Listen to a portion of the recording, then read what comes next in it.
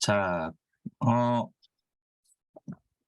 첫 강의입니다. 첫 강의는 인간행동과 사회환경 제1장부터 7장까지인데요. 제 강의에서 이제 말씀드린 것처럼 인행사는 크게 세 가지 기둥으로 이루어져 있거든요. 결국 이제 인간행동과 사회환경에서 인간과 환경입니다.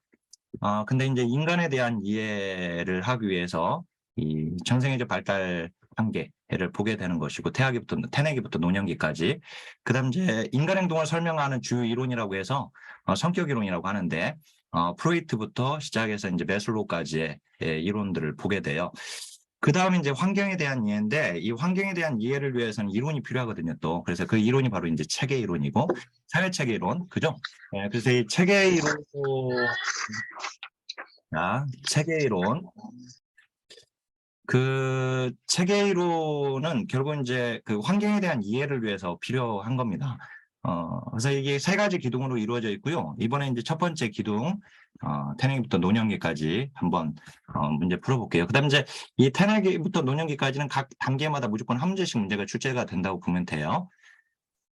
자, 그리고 지금 이게 시험지를 보시면 제가 녹색으로 이렇게 음영 표시를 했잖아요. 6번, 7번, 9번, 10번 이렇게. 그죠? 요거는 올해 기출 지문이에요. 올해. 그러니까 이제 21회 기출 지문들입니다. 네. 자, 그러면 1번부터 볼게요. 자, 성숙은 유전인자에 의해 발달 과정이 방향지어지는 것을 의미한다. 성숙은 맞죠. 이제 성숙에서 나오게 되면 이게 발달의 유사 개념인데, 발달의 유사 개념이 세 가지가 나오거든요. 성장, 성숙, 그 다음에 학습. 그죠? 네, 성장, 성숙, 학습이 나오는데, 이때 성숙은 유전인자가 키워드입니다. 이걸 유전적 메커니즘, 유전인자, 유전적 기제에 의해서 라고 하면 이제 성숙이 돼요. 그래서 이거는 맞는 겁니다. 그죠? 근데 이제 여기 그 성장 이제 양적 확대로 나오게 되고, 그 다음 이제 학습은 또 이렇게 나오죠. 예. 근데 어떻든 자, 이거 이제 성숙은 이제 유전인자에 의해가 맞고, 그다음 이제 2번 볼게요. 발달은 하부에서 상부로가 아니라 상부에서 하부죠. 이제 여기가 틀렸어요. 특히 이제 발달은 이렇게 일정한 순서를 가지고 있는데, 이 순서 가지고 장난을 많이 쳐요. 시험에서 보시면 여기 이제 상부에서 하부잖아요. 그다음 이제 중심부에서 말초부이죠. 그다음 이제 단순한 것에서 복잡한 걸로 가게 됩니다. 제가 이제 강의에서 설명한 것은 발달의 방향성과 관련해 가지고 상부에서 하부로, 그 다음에 중심 부위에서 주변 부위로, 그죠? 그 다음에 전체 운동에서 흑수 운동, 전체 활동에서 세분화된 활동, 이렇게 이 그림 가지고 외우라고 했었는데요. 그죠? 그래서 이제 요거 틀렸고요. 자, 그 다음에 이제 인간 발달은 대근육이 있는 중심 부위에서 말초 부위로, 맞죠? 아까 뭐라고 했어요? 중심 부위에서 말초 부위, 그죠? 중심 부위에서 말초 부위, 맞습니다. 그래서 이제, 그 다음 4번. 인간 발달은 주로 유전적 요인에 의해 주도되는 과정이다. 발달은 유전 플러스 환경이라고 그랬죠? 유전 플러스 환경이에요. 그래서 이렇게 어떤 것이 어떤 것보다 더 중요하다고 하거나, 또는 이제 무엇이 주도한다 그러면 안 됩니다. 그래서 여기서 보면은 유전적 요인이 주도하는 게 아니라 유전 플러스 환경입니다. 환경. 그래서 이제 요거는 좀 틀렸죠. 자, 다시 한번. 발달은 안정 플러스 변화 속성이 둘 다 포함되는 것이지 무엇이 무엇보다라고 해서 또 틀렸습니다. 그렇죠? 안정적 속성과 변화적 속성 모두를 나타낸다라고 해야지 맞는 겁니다. 그래서 이것도 틀렸죠. 그렇죠? 자, 이번에 이제 그 21회 시험에서 이런 지문이 나왔어요. 맞는 지문으로. 인간 발달은 생애 전 과정에 걸쳐 진행되는 환경적, 유전적 상호작용의 결과이다. 그죠? 환경 플러스 유전의 상호작용인 것이죠. 그죠? 근데 유전이 뭐 환경을 지배한다. 뭐 이러면 안 된단 말이에요. 그래서 요걸 맞는 겁니다. 그래서. 자, 그다음에 7번. 인간 발달은 영아기에서 노년기까지의 시간 흐름 과정이다. 이러지 않죠. 태내기가 들어와줘야죠. 그러니까 결국 발달은 수정부터 시작하는 겁니다. 수정부터 이제 출산까지가 태내기거든요. 그러니까 결국 이제 태내기부터 노년기까지라고 해야지 영아기라고 하면 안 돼요. 그래서 여기가 틀린 거예요. 태내기에서 노년기까지의 시간 흐름 과정입니다. 틀렸고요. 이게 지금 올해 기출 지문이었거든요. 그래서 이게 이제 사실 정답을 고르는 건 너무 쉬웠던 문제예요. 이게 이제 틀린 문장이었거든요. 옳지 않은 문장을 고르는 문제였는데, 나머지가 4개 지문이 모두 다 나왔던 기출 지문들이었고, 기출 논점들이었고, 그래서 사실은 뭐 어려운 문제가 아니었는데, 근데 이걸 이제 체크하신 분들이, 요 지문, 요거는 이제 맞는 걸로 처리하셨던 분들이, 선생님들이, 이게 이제 이거 틀린 문장 아니냐, 아니, 맞는 문장 아니냐. 그래서 특히 이제 120점만 넘기면, 120점을 맞으면 우리가 합격이잖아요. 근데 이제 뭐 119점을 맞았거나, 118점을 맞았거나, 가채점 해보니까, 그래서 이제 한 문제, 두 문제만, 이게 복수정답으로 이렇게 처리가 되거나 전항정답으로 처리가 됐을 때 합격할 수 있으실 상황인 경우는 특히 어떤 문제든 한 문제가 좀 오류가 나타나기를 바라거든요. 근데 이번에 오류가 없이 그냥 처리가 됐어요. 어쨌든 요거 지금 태악에서 태내기부터 태내기라고 해야 합니다. 태내기, 태악이라고 하지 말고 태내기에서 논영기까지의 시간 흐름 과정이다라고 해야지 맞는 거예요. 자, 그다음에 8번. 인간 발달 이론은 사회복사가 모든 연령층의 클라이언트를 이해하고 그들과 함께 일할 수 있게끔 만들어줍니다. 그죠? 예, 이 모든 연령층에 대한 이해를 할 수 있게끔 만들어주거든요. 인간 발달 이론이 태내기부터 논영기까지 쭉, 그죠? 예, 그걸 여기서 이제 다루게 되니까. 그다음에 인간 발달 이론은 발달 단계별 발달 저해 요소들을 이해하는 데 유용하죠. 그죠? 유용합니다. 자, 근데 10번. 인간 발달 이론은 문제 사정 단계에만 유용하다. 틀렸습니다. 요거는 그 자료 수집과 사정 단계 특히 밀접한 관련성을 가지고 있습니다. 자료 수집과 사정. 아셨죠? 우리가 이제 실천론에 가게 되면 실천 과정론을 공부하게 돼요. 실천 과정론을 공부하게 되는데, 실천 과정은 어떻게 되어 있냐면, 접수 단계, 그죠? 접수 단계. 그 다음에, 자료 수집, 그 다음에 사정. 알았죠? 자료 수집, 사정. 그 다음에 사정한 걸 가지고 계획을 세워요. 그래서 이제 개입 계획을 세웁니다. 개입 계획. 그 다음에 개입하게 됩니다. 개입. 그 다음에 평가 종결하게 돼요. 평가하면서 종결합니다. 종결. 근데 여기서 끝나지 않고 띵띵띵띵띵 한 2개월 내지 6개월이 지나고 나서 사후 관리를 해요. 알았죠? 사후 관리 또는 사후 세션이라고 하는데 어떻든 이제 우리 실천의 과정이에요. 실천론에 있어서의. 근데 이 중에서 특히 이 자료 수집과 사정 단계와 밀접한 관련을 가지고 있어요. 여튼 지금 사정 단계에만이라고 해서 틀렸죠. 그죠? 특히 이제 밀접한 관련이 있는 것은 이제 자료 수집과 사정 단계이고 그리고 이제 사실은 이제 자료 수집이라고 하는 것도 이 자료 수집과 사정은요. 정과정에서 지속되는 거거든요. 얘들은 정과정에서. 그러니까 이제 이 실천의 정과정에서 이게 뭐 유용할 수 있죠. 근데 특히나 우리가 이제 자료 수집과 사정에서 유용하다라고 표현합니다. 그래서 어떻든 틀렸죠. 사정 단계에서만이라고 해서 틀렸어요. 여기가. 자, 여기까지가 1장, 인행사. 여기까지 1장. 1장이고, 여기가. 그 다음에, 2장이 제 책으로는 태내기, 그 다음에 영유아기, 그 다음에 학령정기 이렇게 3개 단계를 하나 장으로 묶어놨어요. 그죠? 그래서 이제, 여기까지가 이제 태내기죠. 여기까지가. 태내기. 그러니까 2장의 1, 태내기인데, 임신 2, 3개월이 되면 배아는 인간의 모습을 갖추기 시작한다. 지금 죄송합니다. 여기는 지금 여기다가 제가 해놨네요.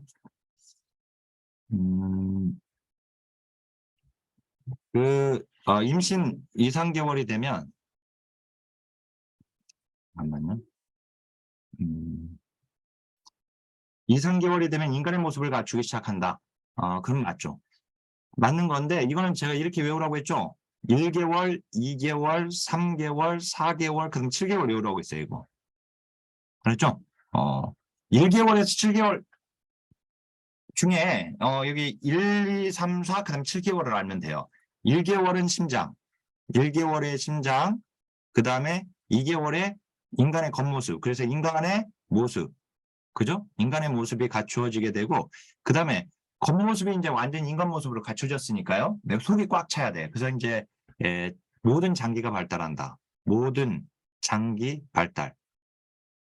그렇죠. 그러니까 모든 장기가 발달했다는 것은 속이 꽉 찼다는 거잖아요. 속이 꽉 차고 나서 얘가 이제 사생결단 발로 차요. 그래서 4개월에 사생결단 발로 차서 해동해요. 애가 엄마 뱃속에서 사생결단 발로 차니까 엄마는 이제 태동을 느끼겠죠.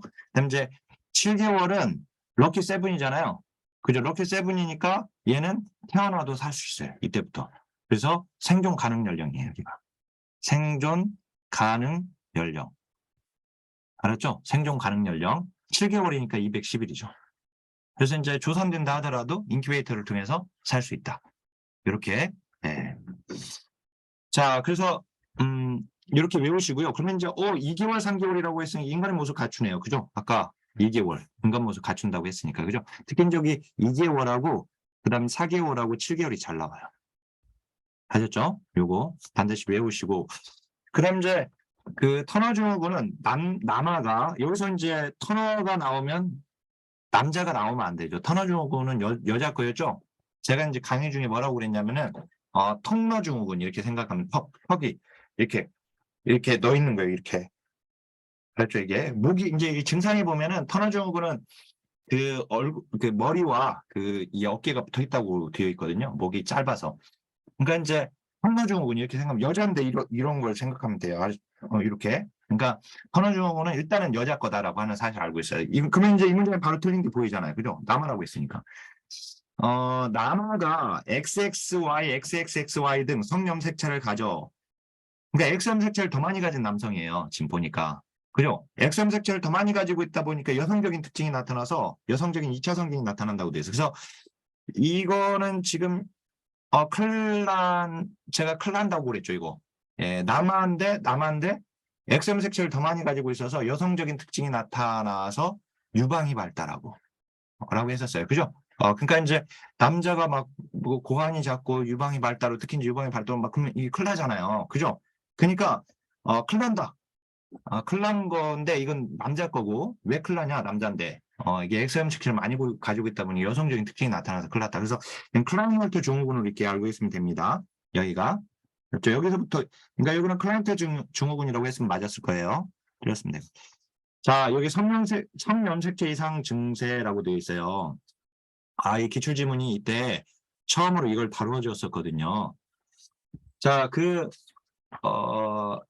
기본이론 강의를 들으시는 선생님들도 반드시 핵심 요약 노트를 제가 강의 중에 말씀드렸는데 핵심 요약 노트 요거 있죠? 이미 책이 그냥 나와버렸기 때문에 이게 지금 화면이 잘 안 보이네요. 네.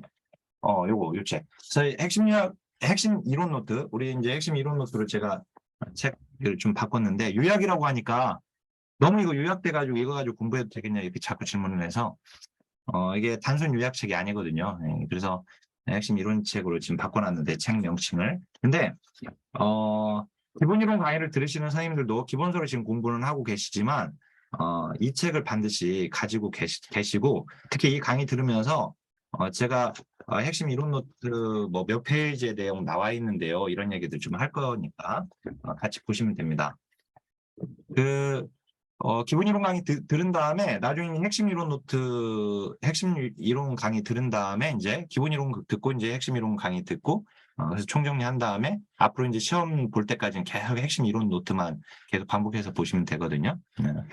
일단 공부 방법 일단 다시 한번 말씀드릴 거고 그 8쪽에 보면 거기 이제 8쪽 보면 날개 쪽에 그 유전적 요인에 의한 태아 이상을 정리를 해놨어요. 근데 이제 유전자 이상 장애하고 염색체 이상 장애가 있거든요. 근데 유전자 이상 장애도 시험 나왔죠. 여기 14번이 유전자 이상 장애가 나왔죠. 유전인자 질병이 이렇게 나왔는데 이건 열성 유전자는 헌팅턴병이 아니라 페닐케톤 유증입니다. 여기 이제 페닐케톤 유증이어서 틀렸어요. 페닐케톤 유증은 열성 유전인자 질병으로 단백질 대사 장애를 일으킨다. 그럼 맞았을 텐데 여기 이제 헌팅턴병으로 해가지고 틀리게끔 나왔거든요. 근데 이 헌팅턴병은 우성 유전자예요. 얘는 그렇죠. 얘는 우성인자에 의한 유전자 이상 장애입니다.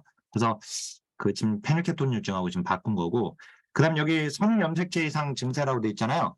클라이넬트 증후군, 터너 증후군. 아까 봐요. 이 터너 증후군은요, 얘는 X0예요. 얘 여자거든요. 여기 여자한테 발생되는 여성에게. 근데 여성은 끝이 XX로 끝나야 하잖아요. 근데 X0예요. X0. X염색체 하나만 가진 여성이거든요. 근데 아까 지금 클라이넬트 증후군은 아까 여기 봤잖아요. 우리가 XXY 원래 XY여야 하는데 남자는. 근데 XXXY. 그죠? 근데 X 염색체를 더 많이 가진 남성이 이제 클라이너트 주문입니다. 근데 자 23쌍 46개 염색체잖아요. 그죠? 근데 이제 22쌍까지는 상염색체고요. 마지막 23번째가 성염색체거든요. 근데 이 성염색체 여기가 지금 어떻게 XX냐 XY냐에 따라 남자 여자로 바뀌잖아요. 그러니까 지금 여기 보니까 끝에 지금 23번째 성염색체에서 이상이 있잖아요. 그러니까 이거 성염색체 이상 장입니다. 증세입니다. 그래서 이건 맞았고요. 그러면 이제 우리가 또 알아야죠. 그러면 성염색체 이상 장애는 알았으니까 이제 그러면 상염색체는 다운 증후군, 다운 증후군. 알았죠? 그럼 이거 말고도 더 있나요? 그럼 몰라도 돼요. 그래서 시험에 나오는 그 유전자 유전성 질환과 관련해서는 시험에 나오는 것들만 나와요. 시험에 나오는 것들만. 그래서 시험에 나오는 것들만 알고 있으면 돼요, 우선은. 그런 이게 헌팅턴병이 이게 처음 나온 거거든요, 이 지문이. 이때 처음 이렇게 등장했어요. 이 페닐케톤 유증인데, 이렇게. 근데 얘가 나오기 전에 14번이 나오기 전에 13번이 먼저 나왔어요. 그래서 이게 성염색체 이상 증세를 물어봤단 말이죠. 그럼 성염색체 이상 증세도 물어볼 수 있겠네? 그죠?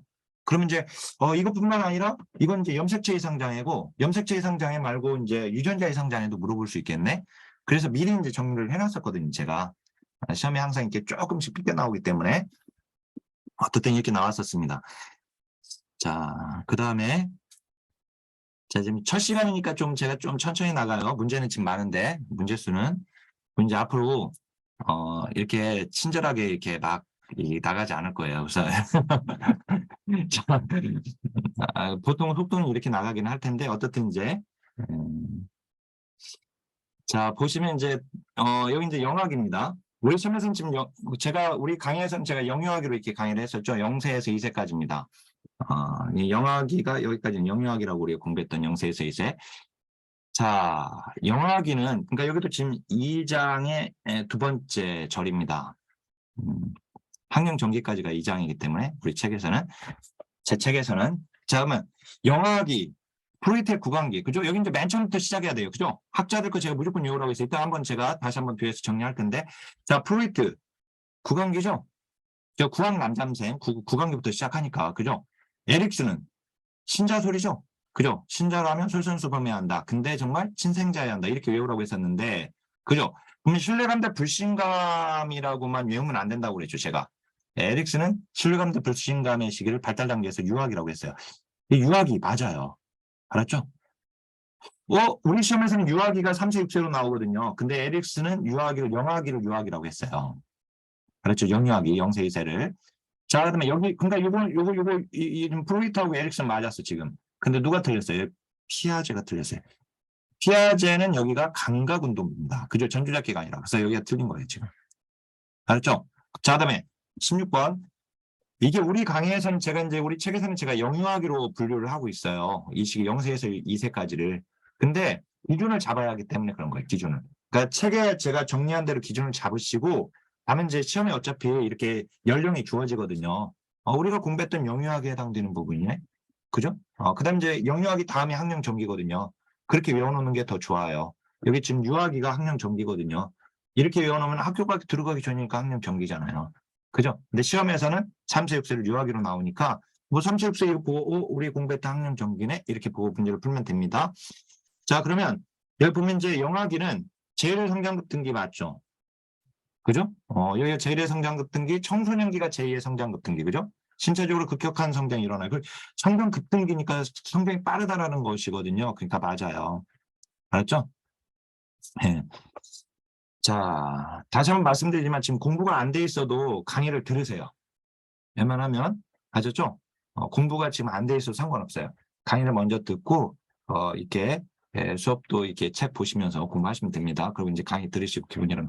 그러니까 내가 기본 이론 강의 이 속도를 지금 이것도 못 따라오는 분들이 많아져요. 이제 이게 우리 공부만 하는 분들이 아니잖아요. 우리가 다 대부분이 다 일도 하고 막 하다 보니까 가정도 챙겨야 하고 뭐 여러 가지 일들 때문에 그래서 이게 이 진도를 따라오는 것도 힘들 거예요. 아마 그지만 내가 진도에 늦춰지면 늦춰졌으니까 그냥 녹화된 걸 들어야지 그러지 마시고 웬만하면 라이브로 들으시길 바라겠습니다.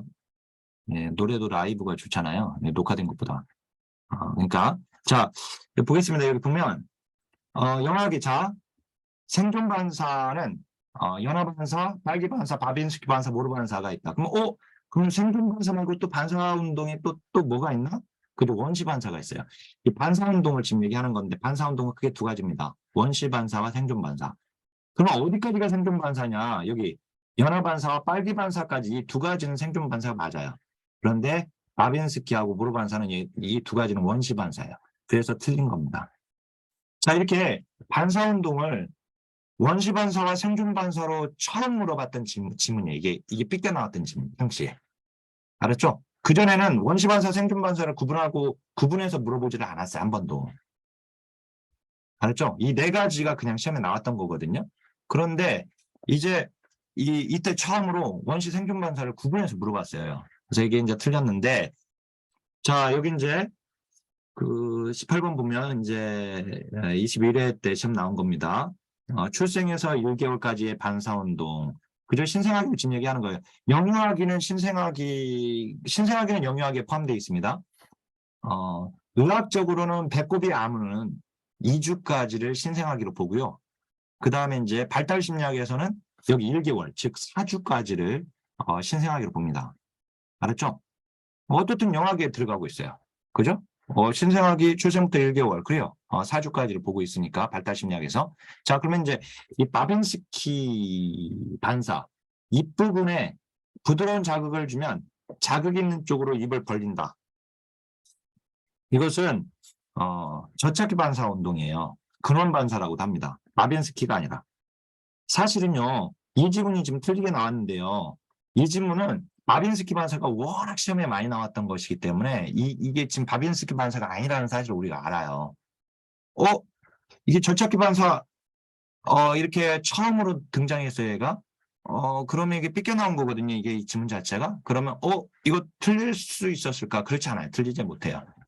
네, 기존 기출론점에서 바빈스키가 너무 많이 나왔어요. 그래서 제가 바빈스키 반사를 어떻게 외우라고 했냐면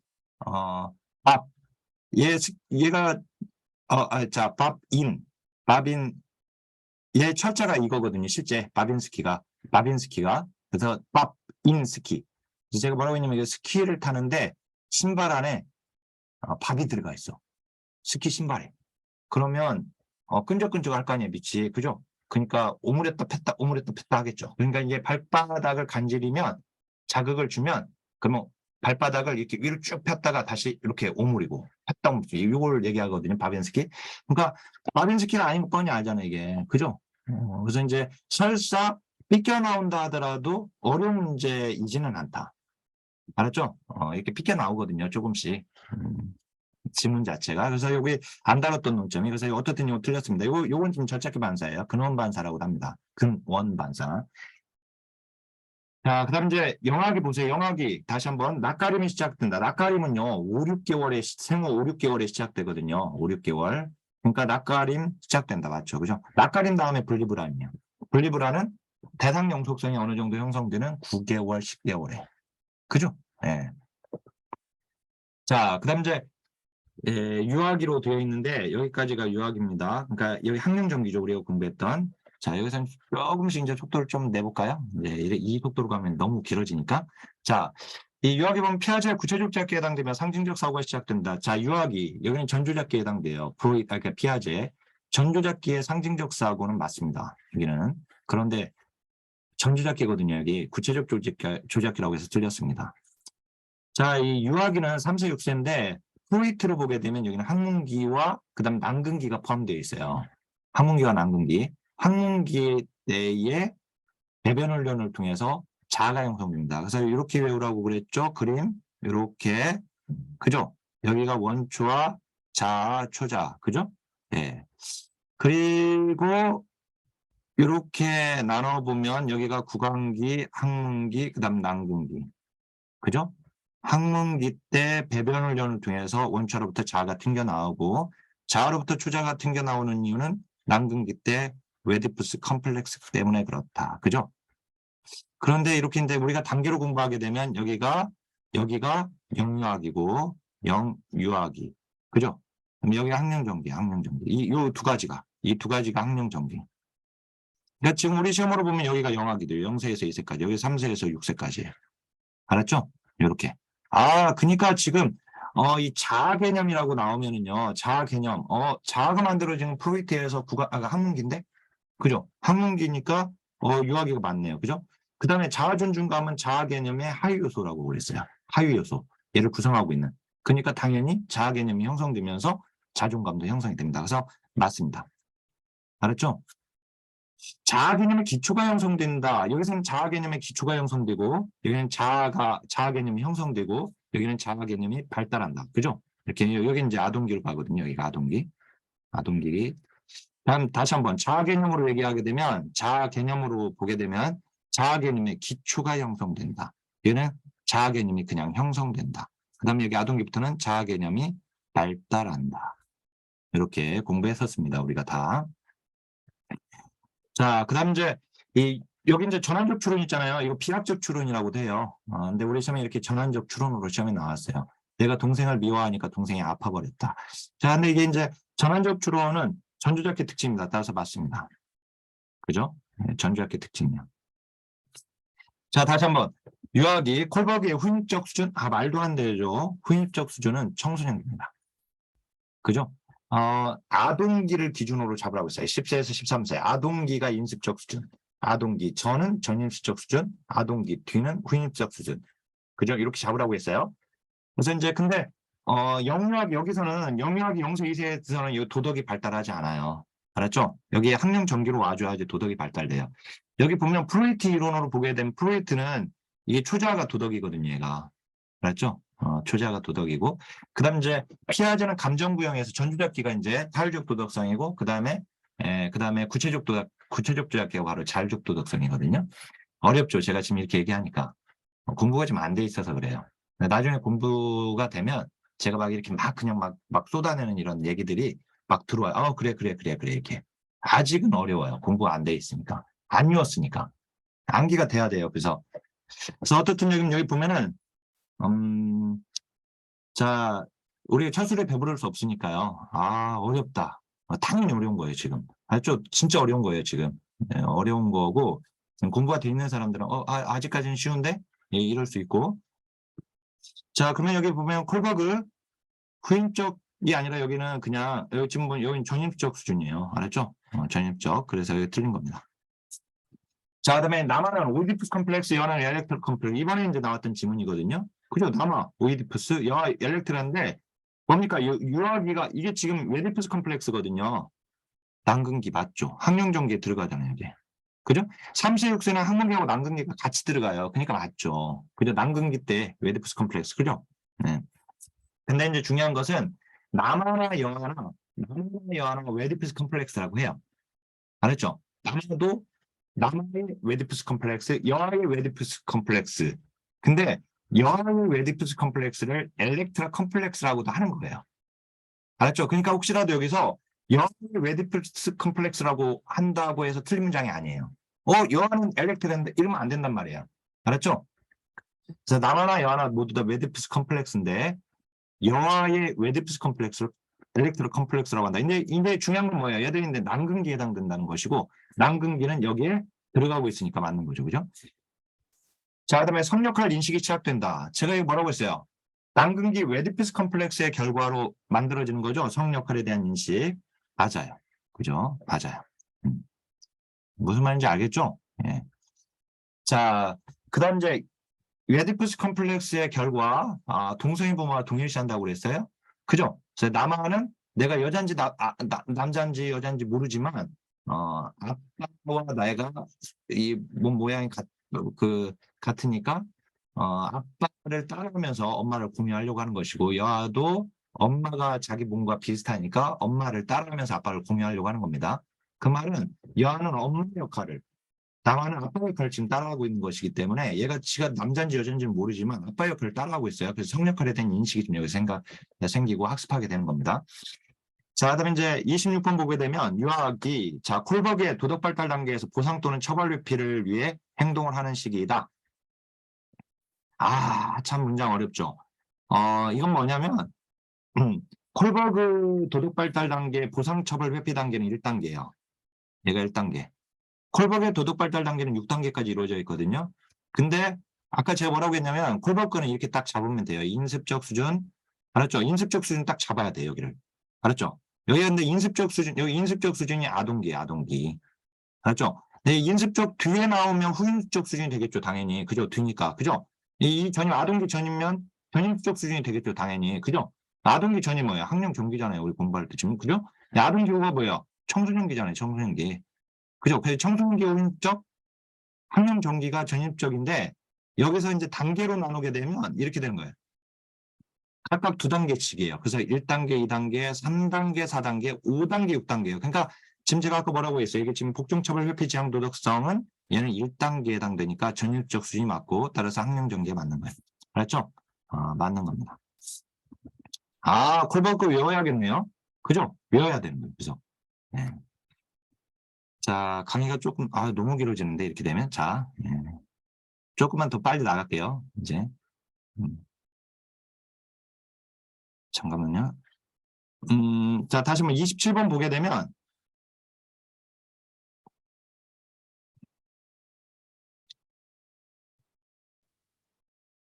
27번 유아기는 사물을 정신적으로 표상할 수 있는 능력이 발달한다. 가장놀이. 이 가상놀이인데 가장놀이로 이렇게 나왔죠. 가장놀이, 가상놀이. 그죠? 이는 사회의 정서적 영향을 미친다. 지금 이게 어디 특징이냐면 이 상징적 사고를 얘기하거든요. 이게 상징적 사고. 상징적 사고. 사고를 통해서 상상놀이를 얘기해. 이게 가장놀이가 상상놀이거든요. 상상놀이가 나타나는 시기는 학령정기입니다. 그러니까 학령정기 전주잡기 맞습니다. 자, 지금 여기까지가 2장이었고요. 이제 3장 아동기입니다. 아동기 여기까지가. 자, 조금만 더 속도를 낼게요. 그냥. 자, 아동기는 자기 중심성을 보며 자신의 시각에서 사물을 본다. 자기 중심적으로 보고 자신의 관점에서 보게 되는 것은 세상모 형식으로는 지금 얘기하는 것인데 전주잡기 특징입니다.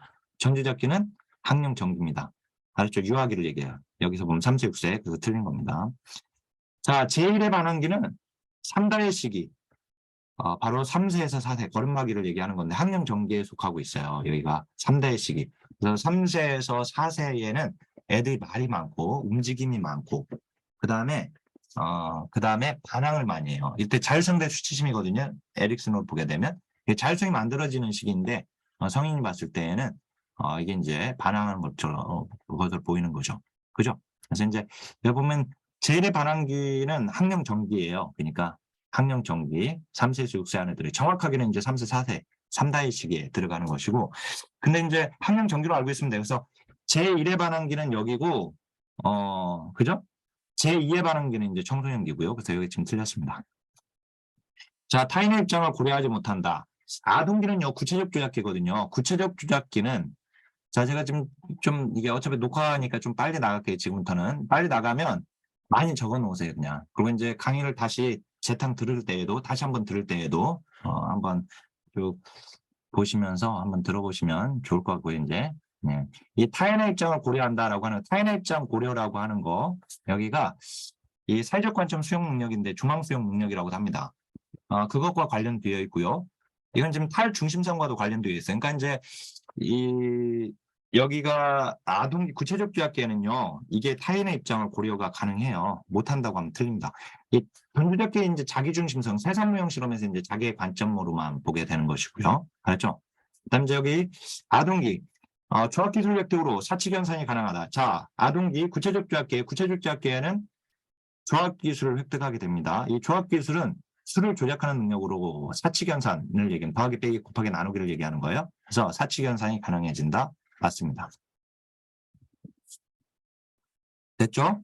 자, 그 다음에 이제 그 청소년기로 가게 되면은요. 아동기 더 남았구나. 여기 아동기. 자, 가설연역. 그 다음에 조합적 사고. 이거는 이 조합기술하고 조합적 사고는 달라요. 이제 조합적 사고라고 하면 이건 청소년기로 가게 됩니다. 아동기가 아니라 가설 연역적 사고, 조합적 사고 이거 다 청소년기예요. 그래서 이거 청소년기라고 해야지 맞아요. 여기는 틀렸고요.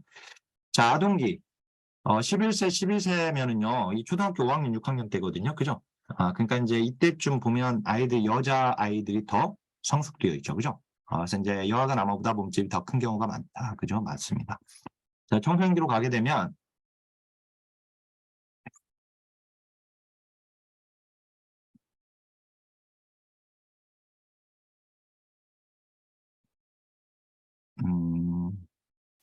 청소년기. 자, 청소년기는, 여기까지네요. 청소년기. 우리 청소년기가 사장이죠. 여기 이제 사장이고.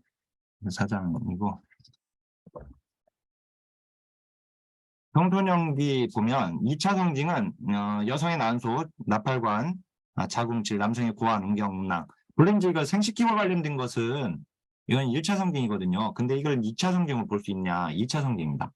그리고 청소년기에는 이런 신체 기관들이 이게 이제 그 생식 기관들이 그 호르몬의 분비로 인해서 확대되거나 더 이게 발달하게 되는데 이것도 2차 성징에 포함이 됩니다. 그래서 이 문장은 지금 1차 성징이면서도 2차 성징에 해당이 됩니다. 그래서 맞는 거예요. 이게 당시에 복수정답 처리되었던 문제 중에 하나입니다. 이게. 그다음 이제 35번 청소년기 성적 성숙 여성은 난소에서 에스트로겐. 그죠? 에스트로겐하고 프로게스테론은 여성 호르몬이에요. 남성 호르몬은 테스토스테론하고 안드로겐이거든요.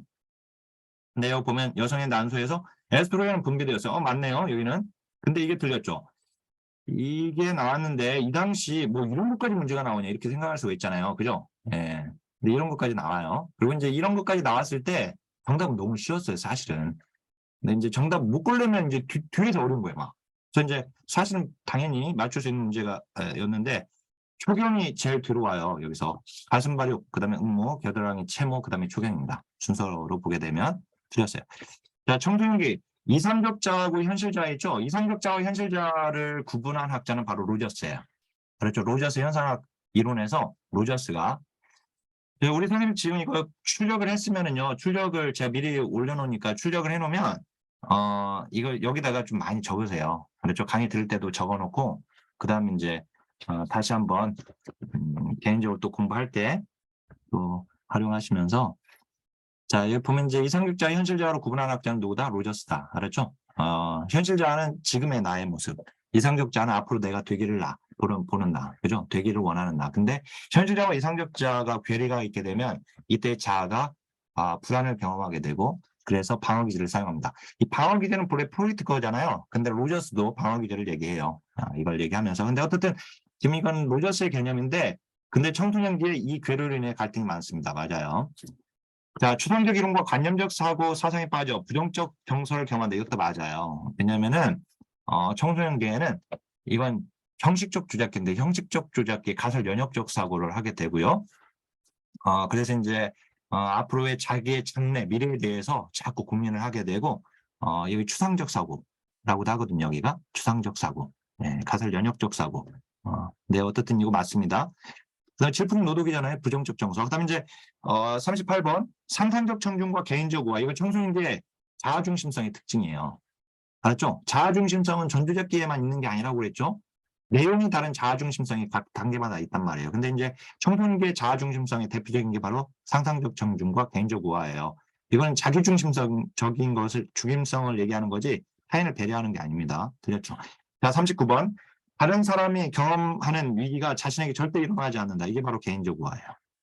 알았죠? 개인적 우화. 따라서 맞습니다. 알았죠? 그래서 이제 위험한 행동을 해도 나는 다치지 않을 거야. 그래서 뭐 청소년 아이들 막 이렇게 오토바이 막 무섭게 이렇게 막 몰고 다니는 애들 그러다가 죽기도 하고 그다음에 난간에도 매달리기도 하고 그래서 떨어져 죽기도 하고. 그러니까 이제 나한테 이런 그러니까 여자 청소년들의 경우에 성관계를 해도 나는 임신을 하지 않을 것이다. 뭐 이런 그러니까 이제 이런 것들 다 개인적 우화입니다. 그래서 이제 자, 이거 좀 틀렸고 이거 맞았죠. 그러니까 개인적 우화니까 맞아요. 청소년이 자아중심성. 자, 그다음에 40번 청소년기 주요 발달과학으로 자아정체감은 맞았죠. 이건 맞았는데 분류가 틀렸네요. 분류는 어디예요? 구체적 주역기예요. 구체적 주역기. 근데 이제 분류도 이렇게 알아라고 했죠? 불완전한 분류하고 그다음에 완전한 분류, 그냥 분류. 이렇게 구분을 해야 돼요, 반드시. 불완전한 분류를 뭐라고 하냐면 단순 유목화라고 해요. 단순 유목화. 참고로 이 분류 있죠. 이 분류를 유목화라고 해요. 유목화라고도 하는데, 자, 이 불완전한 분류는 단순 유목화. 그럼 이제 그냥 분류로 나오게 되면 얘는 다중 유목화라고 합니다. 다중 유목화. 우리 시험에 다중 유목화가 나와버렸거든요. 근데 얘는 전주적기 특징이에요. 얘는 구체적 적기 특징이에요. 네, 전주적기 특징을 물어봤는데 다중 유목화를 집어넣어서 틀리끔 나왔어요. 알았죠? 그럼 단순 유목화와 다중 유목화를 구분해야겠네? 네, 맞아요. 구분해야 돼요. 알았죠? 네. 이제 어떻든 지금 여기 틀렸고, 그다음 이제 41번 친밀감은 무조건 청룡기예요. 청룡기. 그래서 틀렸습니다. 저기 되면 틀렸고. 그 다음에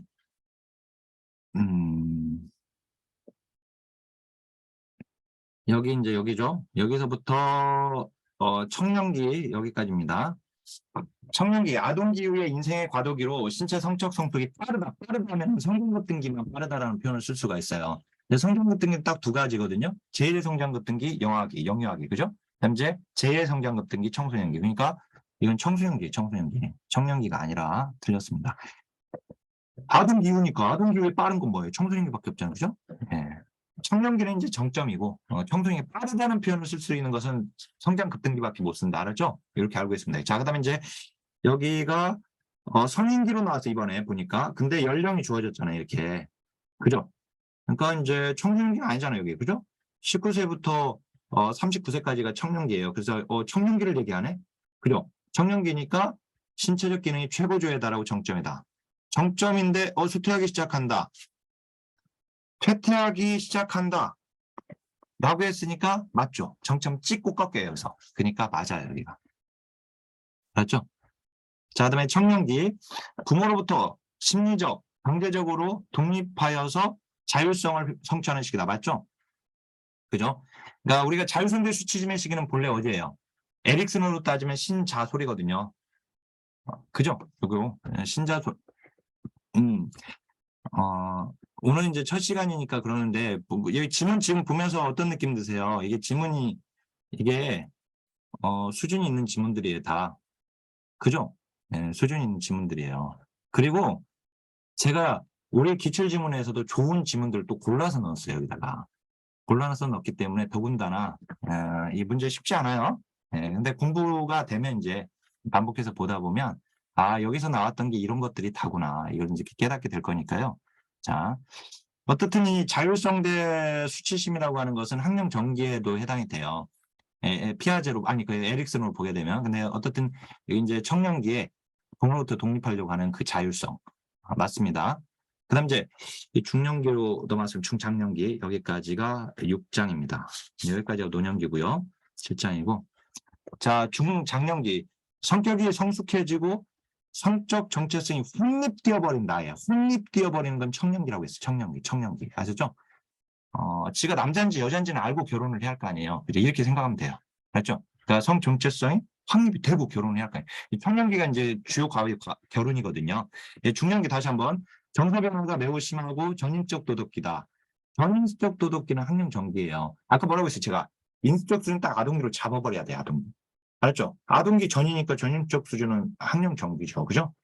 그다음 이제 후인적 수준은 이제 청소년기니까 중년기도 이기지만 안 되죠. 말이 안 되고. 자, 그러면 중년기 결정성 지능은 계속해서 증가해요. 알았죠? 생애 말기까지 증가한단 말이에요. 이게 감소한다면 틀린 거예요, 지금. 유동성 기능이 청년기까지 정점 찍고 거기서 꺾이는 거예요. 알았죠? 그러니까 이제 여기는 감소하는 거죠. 여기가 증가하고 계속 여기는 감소하는 거예요. 알았죠? 그래서 이제 지금 틀렸고 이것도 시험에 너무 잘 나오는 거예요. 이게 논점 자체가. 그래서 지금 처음 공부할 때는 이거 어렵다 할 수 있는데 워낙 잘 나오는 거라서 공부하다 보면 어려운 건 아니고 이제 팩은 신체 중시로부터 신체 초월을 중년기의 주 발달 과제로 봤다. 이 초월이 나오면은요, 팩은요, 중장년기, 그다음 이제 노년기 이 발달과업을 양쪽을 이렇게 제시를 했어요. 근데 이제 핵이 이게 초월해라라고 하는 것은 이건 노년기에 해당돼요. 노년기. 중장년기는 그러니까 노년기는 자아 분화대 직업 역할, 신체 초월대 실체 몰두, 자아 초월대 자아 몰두 이렇게 제시를 했고 이제 중장년기는 육체적 힘을 중요시 여기지 말고 지혜의 힘을 중요시 여기라. 지혜를 정신적 힘인 지혜를 중요시 여기라. 그리고 이제 대인관계를 성적 대상으로 보지 말고 이성을 대인관계를 사유화해라. 그 다음에 지적 경직성이 아니라 직접 융통성을 지녀라. 그 다음에 정서적 융통성을 지녀라. 그러니까 그 경직성을 지니 정서적 빈곤을 경험하지 말고 이렇게 이제 제시했는데 어떻든 이제 여기 보면 이거 노년기에 해당되거든요. 그래서 이 노년기라고 해야지 맞았어요. 여기 지금 틀린 거거든요. 자, 다음 중년기. 여성은 에스트로겐. 그리고 아까 여성 호르몬은 에스트로겐과 프로게스테론이라고 했어요. 남성 호르몬은 테스토스테론이라고 했어요. 그 다음 안드로겐. 이건 맞았어. 어떻든. 남성 거, 여성 거 맞네? 근데 중년기에는 둘 다 감소돼. 둘 다. 여기 증가된다고 해서 여기 틀렸죠. 그죠? 자, 중년기. 외부 세계에서 어떻든 에너지가 자신의 내부로 향한다. 이게 뭐예요? 이게 개별화. 개성화죠? 예, 개성화입니다. 개성화, 개별화예요. 자, 이제 이건 맞았죠. 그죠? 요거 제가 요거 설명했던 거 그죠? 바다에서 해가 떠서 중천에 떴다가 해는 지는 과정으로 인생을 묘사했다. 그죠?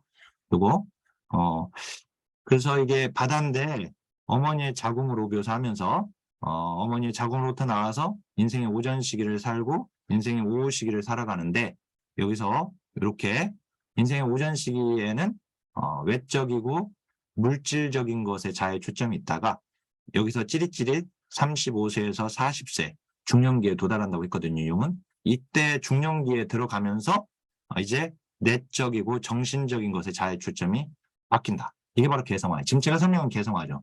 그죠? 자, 내부로 돌린다. 맞죠? 자, 그 다음에 이제 노년기. 중년기부터 나타나기 시작한, 그죠? 원시현상은 중년기부터 나타나는 겁니다. 그죠? 근데 노년기에 더 심화됩니다. 뚜렷해지죠. 그죠? 맞아요. 자, 노년기 장기 기억이 감퇴됩니까? 아니죠. 단기 기억보다 장기 기억의 감퇴 속도가 느리다라고 했으니까 맞네요. 그죠? 장기 기억에. 어차피 노년기는 이제 기억력은 감퇴되는 거잖아요. 그죠? 근데 장기 기억이 덜 감퇴된다.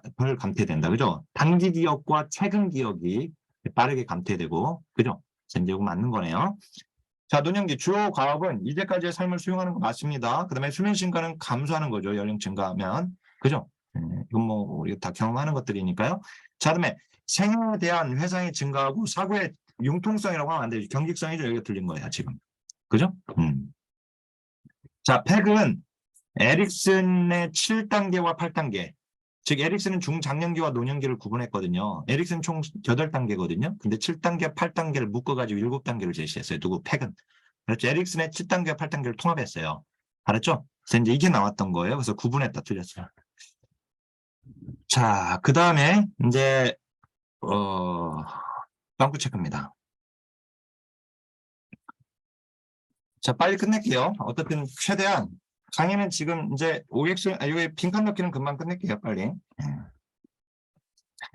자, 여기 보면 이제 환경 속의 인간은 환경과 지속적인 상호작용을 일으키는 존재로 봅니다. 상호작용을. 자, 아까 제가 양적 확대라고 얘기한 거 있잖아요. 성장에게. 아까 우리가 성숙은 유전인자라고 했었죠. 그죠?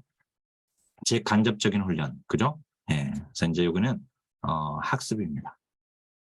학습은 개인 외적 변화야, 내적 변화야. 개인 내적 변화입니다. 그렇죠? 그 부분도 다시 한번 확인하시고, 자, 그 다음에 인간 발달은 분화 과정이면서 미분화된 것이 분화되고 분화된 것이 통합된다. 그죠? 분화 과정이면서 다시 통합. 다운 증후군은요, 21번째 염색체가 3개인데, 그죠? 근데 이건 뭐 우리가 너무나 잘 알고 있는 거고. 근데 이제 또 하나 알아야 할 것은 46개 정상 염색체에서도 다운 증후군이 되는 경우가 있다.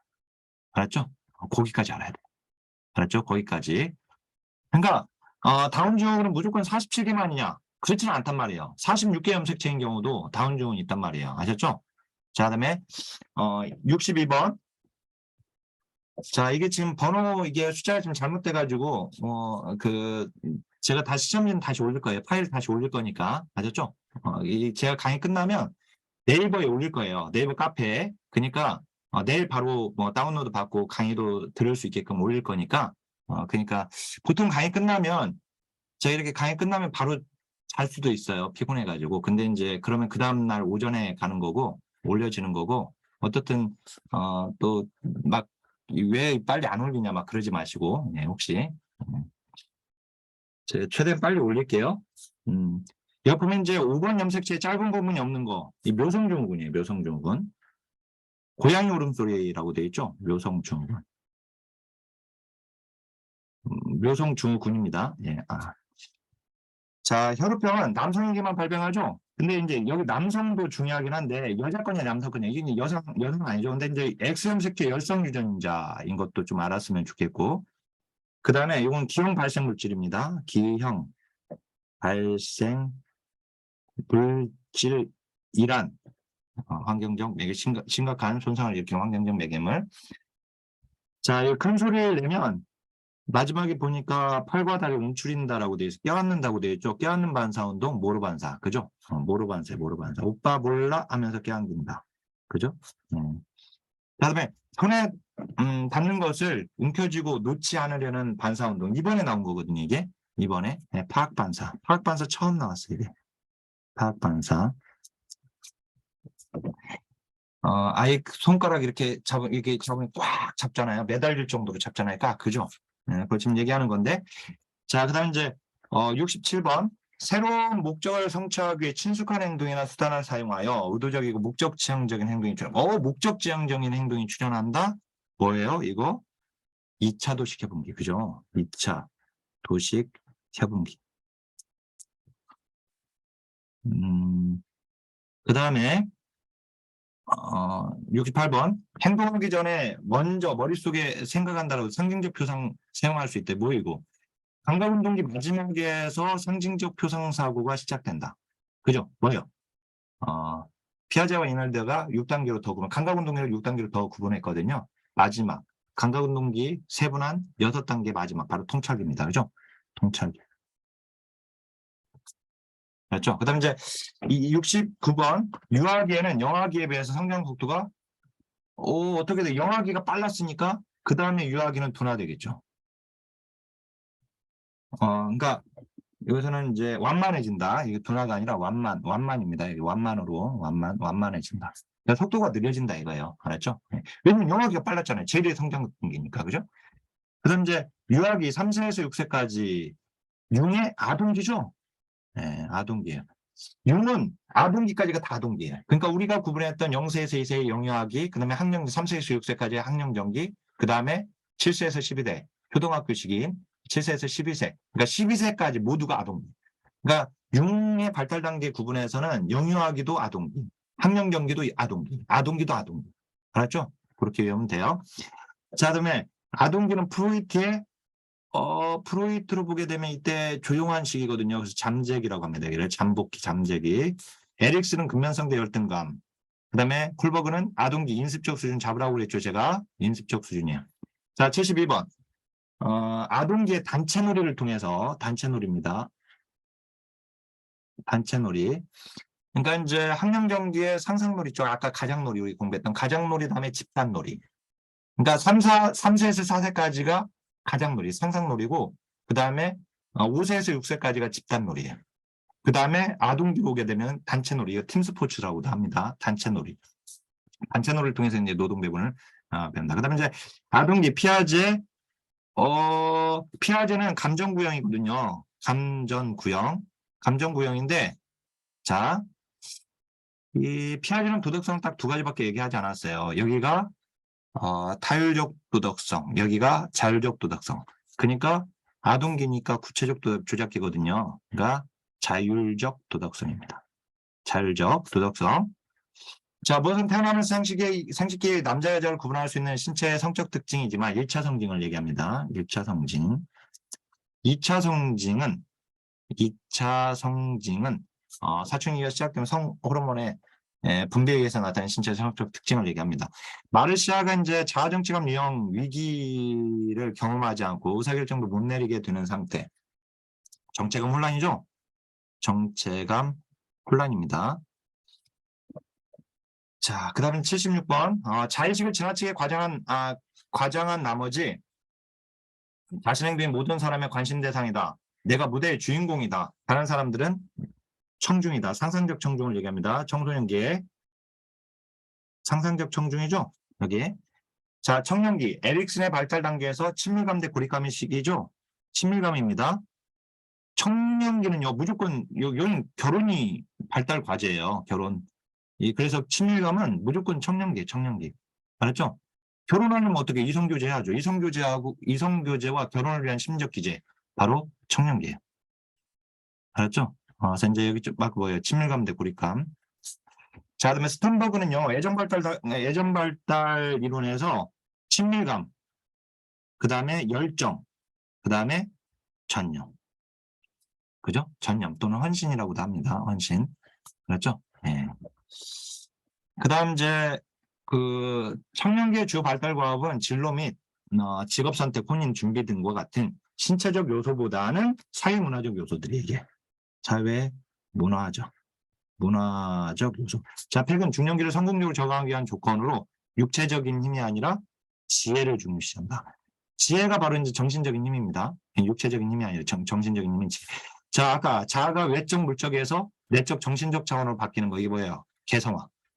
개성화입니다. 자, 81번 중년기 여성의 경우에는 뭐가 분비가 감소됐어요? 아까 에스트로겐, 그죠? 그 다음에 남성은 테스토스테론, 그죠? 감소 둘 다, 그죠? 요거는 지금 프로게스테론, 그 다음 이제 지금 안드로겐, 여성 호르몬, 남성 호르몬 이거 구분해서 알고 계시고, 자, 이렇게 50대 중반 이후에 성인 자녀들이 결혼해 집을 떠났어요. 뭐예요? 빈둥지, 그죠? 빈둥지 증후군. 근데 이거는 지금 빈둥지 증후군은 아니고 남아있는 상태인가 빈둥지네요. 빈둥지, 그죠? 빈둥지고 빈둥지 증후군은 남자 여자 모두 다 느끼게 된다라고 했고, 자, 큐브릴로스의 죽음 단계 마지막 단계가 뭐예요? 수용하고 죽는 거죠. 수용. 네. 5단계 무조건 유아하고, 그다음 이제 발달 과업에서 지금 아까 7단계 이것도 묶어버린 게 누구라고 했죠? 팩이라고 했죠. 팩. 그죠? 팩의 발달 과업 이론에서. 자, 노년기를 노인 개인과 사회가 동시에 상호 분리한다. 서로 분리하는 거. 이걸 바로 이제 분리이론이라고 합니다. 노인은 참여하고 싶은데 사회가 후퇴하는 것은 이제 활동이론이라고 했고요. 자, 마지막 87번. 노년기에는 이 단기 기억과 최근 기억이 장기 기억에 비해서 더 약화되는 겁니다. 그렇죠? 자, 거기까지고. 이제 마지막으로 요거 지금 저희 우리 강의에서도 제가 이거 외워야 돼요. 외워야겠죠? 그죠? 문제 지금 보니까 외워야잖아요. 이거 안 외우면 문제가 안 풀려요. 무조건 외워야 돼요. 그래서 시험 직전에 이제 막 공부하시는 분들은 간혹 이거 어떻게 외워요?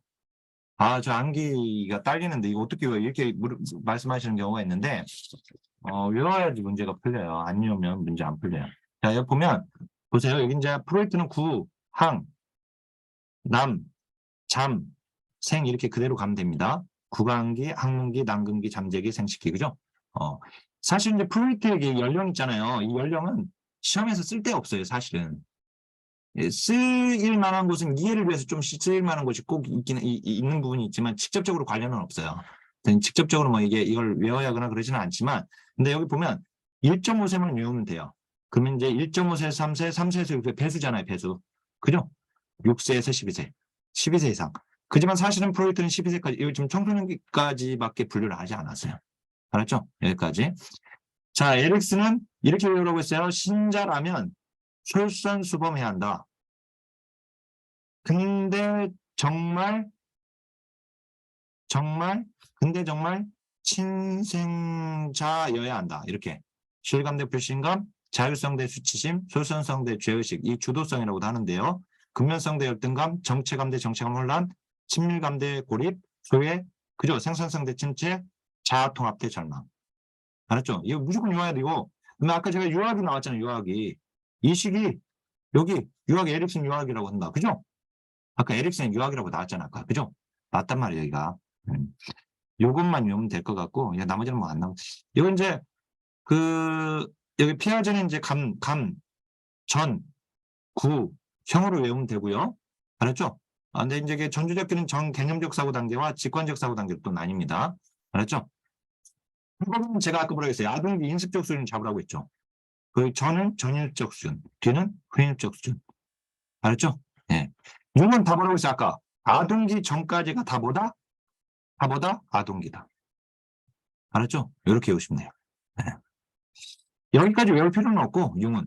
알았죠? 여기가 일단 중요하고 융은 이제 중년기를 연구한 대표적인 학자입니다. 이렇게 외우면 되겠고, 자 마지막으로 이제 이것만 봐드리고 이제 강의를 마치겠습니다. 여기 보면 콜버그는요, 여기가 인습적 수준이잖아요. 딱 잡아야 돼요. 여기 이제 전이겠죠. 그러면 전인적 수준, 그죠? 여기 후 인습적 수준, 그죠? 여기 인습적 수준. 이렇게 잡으시고, 전인습적 수준에서 일단 1, 2단계, 여기 3, 4단계, 5, 6단계 이렇게 가요. 알았죠? 자, 그러면 이제 여기가 복종처벌협회 지향도덕성인데, 여기를 타일적 도덕성이라고도 해요. 왜 그러냐면 아까 피아제가 감전구형이라고 했는데요. 전주적기가 타일적 도덕성, 여기가 자율적 도덕성이에요. 피아제는 도덕성을 딱 두 가지밖에 얘기하지 않았거든요. 근데 이걸 가져다가 피아제 걸 가져다가 콜버그가 더 연구한 거예요. 이걸 가져다가 3수준 6단계로 지금 나눈 거예요. 알죠? 결국 피아제 이론을 기반으로 만들어진 거거든요. 연구되어진 거예요. 그러니까 피아제가 어쨌든 두 가지만 얘기했지만 타율적 다음에 자율적 이 두 가지밖에 얘기하지 않았거든요. 도덕성. 근데 이거 가져다가 더 세분화시켰으니까 맨 처음에 타율적 도덕성이에요. 알았죠? 그 다음에 이제 두 번째가 욕구 충족 수단으로서 도덕성. 이것도 이제 강의를 들으면 이게 왜 그런지 알아요. 이게 이제 하인츠가 이제 아내가 죽을 병에 걸렸는데 아내를 위해서 약을 구하러 다녔는데 약을 구할 수가 없었고 어떤 약재상이 약을 발견했다는 얘기를 듣고 가서 살려고 하는 너무 비싸요. 그래서 약재상한테 좀 살려고 했더니 이 사람이 안 팔아. 자기가 가진 돈으로는 충분히 아내를 살릴 수 있는 돈이 안 돼요. 그래서 좀 달라고 하는데 안 줘. 나중에 갚겠다고 해도. 그래서 이제 하인츠가 약방문을 부수고 저녁에 약을 훔친다. 이게 이제 도덕적 딜레마인데 이때 이제 약을 훔쳐야 할 것인가 말 것인가의 문제입니다. 그래서 이제 여기서는 훔치면 안 돼요. 왜? 감옥 가요. 나쁜 일이 되면. 그래서 이제 여기서는 이제 북정처벌협의 지향도덕성이고 여기는 훔쳐야지 돼. 왜? 아내가 죽으면 밥 해줄 사람이 없어져요. 욕구 충족을 위해서. 알았죠? 여기 이제 착한 아이 지향도덕성인데 3단계가 훔쳐야 돼요. 여기도. 왜? 만약에 남편인데 안 훔치면 가족들이 정말 인정머리 없는 아빠 또는 이제 인정머리 없는 남편이라고 사람들이 손가락질을 할 것이다. 그러니까 착한 아이 지향. 이거 대인관계 조화로서의 도덕성이라고 돼요. 대인관계 조화로서의 도덕성. 그다음에 이제 4단계는 이거 훔치면 안 돼. 왜? 법과질서 지향 도덕성. 죽더라도 아내가 죽을 사자. 죽더라도 법을 지켜라. 이렇게 외우면 돼요. 왜? 하인츠가 약 훔치지 않으면 아내가 죽겠죠. 근데 하인츠는 참 딱하긴 하겠죠. 하지만 그렇다고 하인츠가 약을 훔치는 걸 허용한다면 누가 법을 지키겠냐. 그죠? 그러니까 법은 무조건 지켜야 한다. 이게 이제 4단계고요. 5단계는 우리 사회복지가 여기에 들어가 있죠. 사회복지, 인권과 사회복지. 그다음 이제 마지막 보편적 원리인데 이건 양심이에요, 양심. 그렇죠? 여기 지금 인권과 사회복지는 여기서는 하인츠가 약을 훔치는 건 잘못되긴 했지만 사람을 살리기 위한 것이니까 용서되어야 한다라고 하는 것이고 마지막 보편적 원리 지향은 양심인데 하인츠가 만약에 약을 훔치지 않고 법을 어기지 않고 살아간다면 사람들에게 손가락질을 당하지는 않겠지만 법을 지켰으니까요. 그지만 지 양심에는 어긋난다. 알았죠? 그래서 이제 이게 마지막 그게 뭐예요? 이것도 훔치라는 얘기를 이렇게 되는 거죠. 근데 사실 훔치죠. 왜 안 훔치겠어요? 그죠? 훔칠 거 아니에요. 아내가 죽는데 그 약을 먹으면 무조건 나올 수 있는 상황이라면 어떤 일이 있으면 훔쳐야죠. 그죠? 네. 자, 여기까지 참, 물론 이제 제가 지금 훔치자고 했는데, 훔친 거에 지금 동의하지 않는 분도 분명히 있을 수 있어요. 네. 전 지금 6단계로 지금 말씀드린 것이고, 도덕 발달 단계에서.